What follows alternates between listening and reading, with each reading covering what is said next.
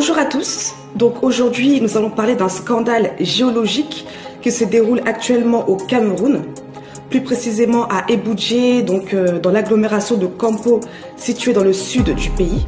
Donc il faut savoir que dans cette zone, dans l'arrondissement de Kampo, plus particulièrement, là on va parler de Eboudié, cette zone est composée de plusieurs villages et qui ont la caractéristique d'être situés sur les côtes atlantiques. Donc vous voyez, donc il y a la mer, l'océan, donc des paysages magnifiques à perte de vue. Et donc ces villages sont très prisés par les touristes parce qu'il y a une faune importante, il y a des gorilles, des éléphants, il y a des tortues de mer impressionnantes.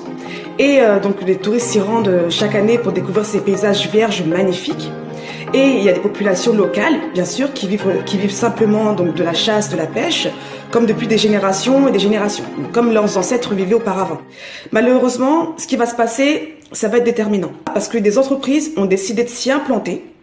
Donc là, on va parler de Camvert, donc une entreprise dont le dirigeant à la tête, qui s'appelle Aboubakar El Fathi, donc milliardaire camerounais, a décidé d'y implanter une palmeraie.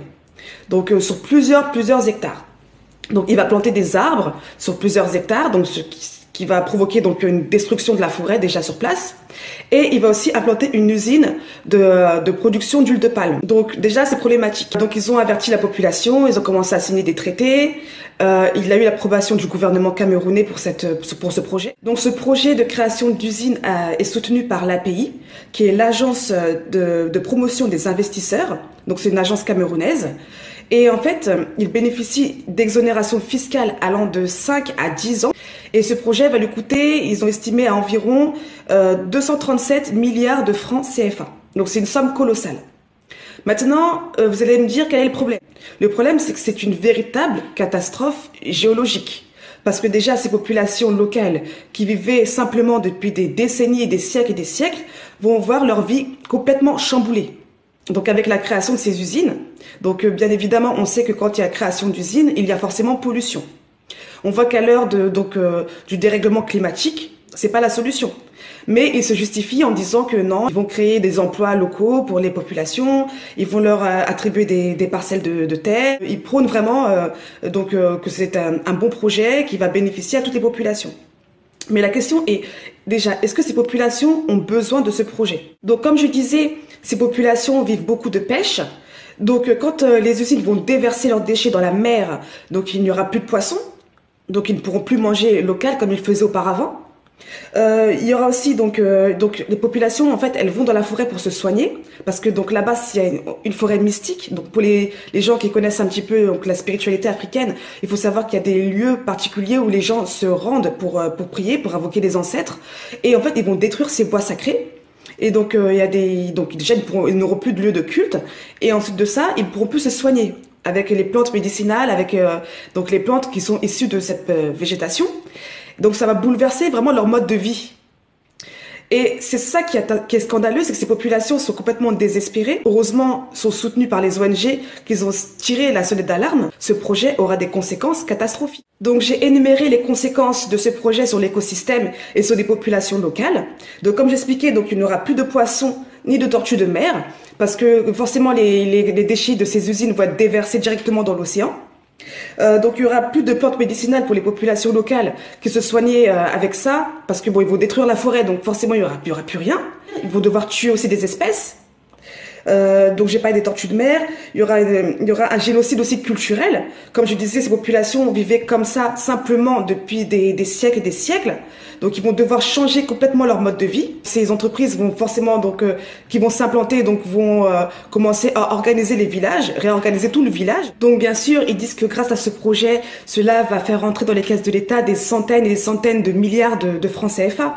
Mais le souci, c'est quoi? C'est que là, on voit les avantages à court terme. Donc forcément, il y a de l'argent. Voilà, tout le monde s'intéresse maintenant à tout ce qui est pécunier. Mais on ne voit pas donc la dévastation que ce projet va engendrer donc sur l'écosystème, sur la faune et la flore. Donc ce sera vraiment catastrophique et irréversible aussi. Donc là, actuellement, tout le monde, toutes les sociétés occidentales prônent vraiment la conservation de la planète.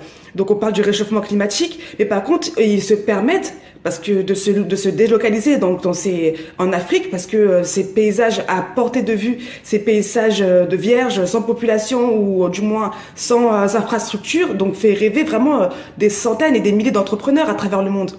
Sinotel Corporation, entreprise chinoise, qui le 6 mai 2022 à Yaoundé a signé la production d'exploitation de fer dans la région aussi. Heureusement qu'il y a des ONG, dont Greenpeace, qui ont alerté les populations locales en leur disant ne vous laissez pas faire. Attention à ce que vous allez signer, parce qu'il y aura des conséquences irréversibles sur le climat et sur vos modes de vie. Donc bien sûr que ils ont même l'entreprise Camver, ils ont estimé, donc ils ont vraiment avoué qu'il y aura une dégradation de la qualité de l'air, la pollution bactériologique et chimique de l'eau, ainsi que la déstabilisation de l'habitat de la faune. Donc quand on parle de faune, on parle de gorilles, d'éléphants. Donc c'est pas n'importe quoi. Je tiens à faire cette vidéo pour signaler ce qui se passe et pour interpeller les autorités locales, le gouvernement camerounais. Parce que ça ne va pas seulement impacter les Camerounais. On parle des côtes atlantiques. Donc quand on déverse des eaux usées, ça va aller jusqu'à où? Il y a la Guinée équatoriale, le Gabon aussi, le Congo, il y a l'Angola aussi.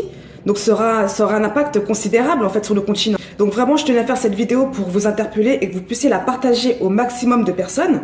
Parce qu'à l'heure actuelle, en 2022, à l'heure du réchauffement climatique qui a de plus en plus de conséquences, on ne peut pas se permettre de penser uniquement à l'argent, aux avantages financiers. On ne peut pas. Donc merci vraiment pour cette vidéo, merci de la partager, merci de m'avoir écouté. Et vraiment nous sommes de tout cœur avec cette population qui souffre actuellement. Et vraiment nous pensons à eux.